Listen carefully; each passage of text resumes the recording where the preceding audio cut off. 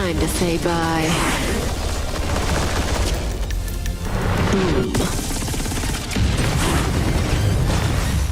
The newest game by miHoYo. No wait, it's called Hoyoverse now. The newest game from the Hoyoverse, Honkai Star Rail. Yes, there is really a train in space. Except it's all a big lie, and there are no rails. It just flies through space with pretty colors. It's actually a spaceship. But it's cool, it's cool. You see, the big misconception with Hoyoverse games is that there are still people who think this is just another generic mobile game like thousands before it, when in reality it is so much more. This is the third game in the series, and despite being originally mobile games, which can of course also be played on console and PC, because this is what is considered cool nowadays, those games have pretty much proven that mobile games can indeed be freaking awesome and have console game quality, despite being absolutely free. So if you are still wondering why you should play the newest one, Honkai Star Rail, well, it has something special about it. The first game, Honkai Impact, was a hack-and-slash game. The second one, Genshin Impact, is an open-world RPG. And this one here is actually a turn-based RPG. That's right, you don't see many of those nowadays.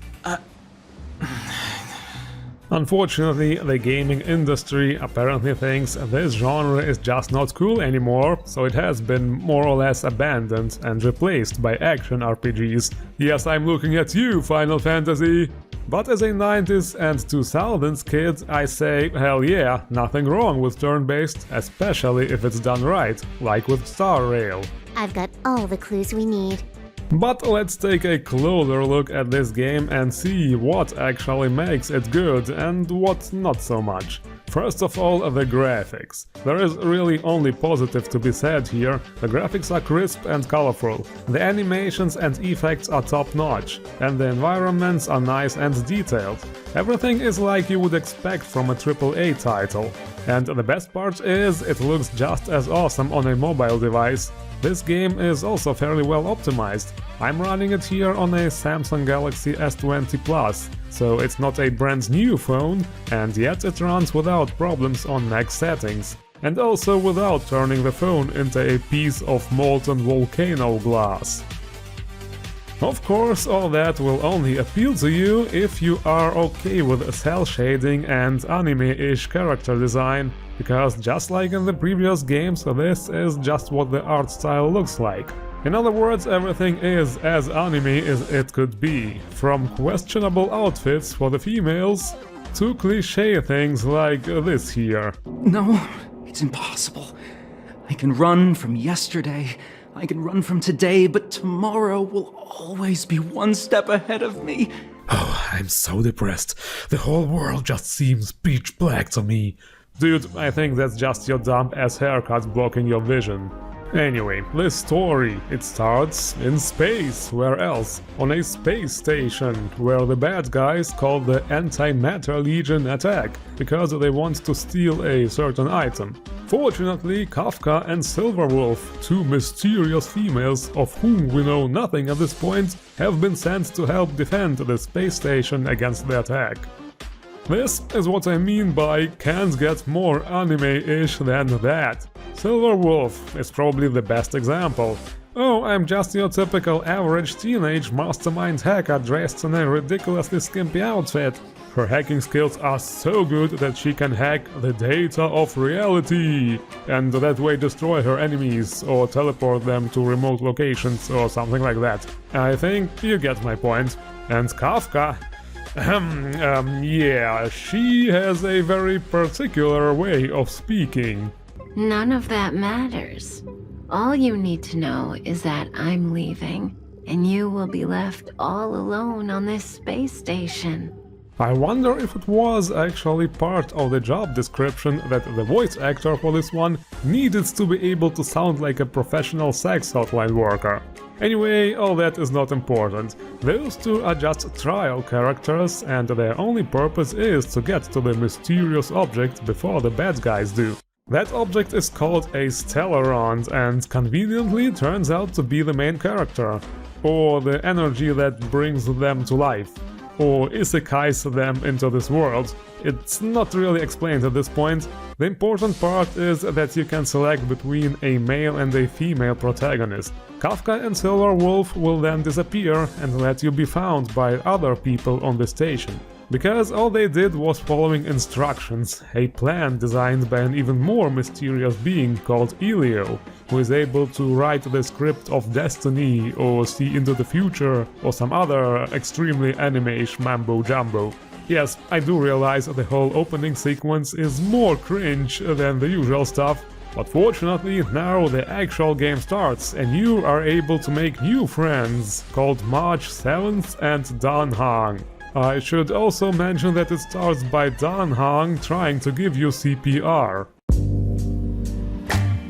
Wait, stop it! They're awake! And yes, her name is really March 7th. Out of curiosity, I have looked it up, and to my surprise, her Japanese name is actually Sangetsu Nanoka, which means March the 7th. Later in the game she actually explains that they found her in a block of ice floating through space, and since she had no memories, she decided her name will be the date they found her. Also, I think she was in the ice a bit too long, and it has slightly affected her brain functions. Nice to meet you. I'm Himiko, navigator of the Astral Express. In other words, she's in charge of where the express goes. Yeah, that's what a navigator does. I think I have found the Paimon of this game. Would you look at that? She is also on the icon. Checks out. Also, speaking of Paimon, it's nice how there are no annoying floating fairies in this game who do all the talking for you. Here you can actually choose what your character says, and it will also make a slight difference in conversations. Well, that's the joy of youth. We should take every step forward full of energy. He's a discerning one, isn't he, Dan Hung? Later in the game you will also unlock the message function on your phone. And I mean your in-game phone. Yes, this is how the menu works, by the way. A phone in a phone. Mind blown. But anyway, let's get to what's actually really good in this game. The gameplay. Considering this art style, it feels a lot like playing a Persona game actually. The combat is flashy, fast and very responsive. There are elements similar like in Genshin Impact. Each character has their own element. March, for example, has ice, Dan Hang has wind, and the main character has force. Oh, by the way, this is a futuristic game, right? With energy swords and laser cannons, but the main character gets, guess what, as a weapon? A bat. A freaking bat! Ooga booga we will bong! Although, admittedly, it does kinda look cool when you activate your ultimate skill. Rules are made to be broken! There are of course different badass ultimate skills for each character. The best thing about them, ultimates can be used at any time, even if it's not that character's turn. So you kinda get an extra turn and can plan your strategy accordingly. Gotta try hard sometimes. Check out this awesome move!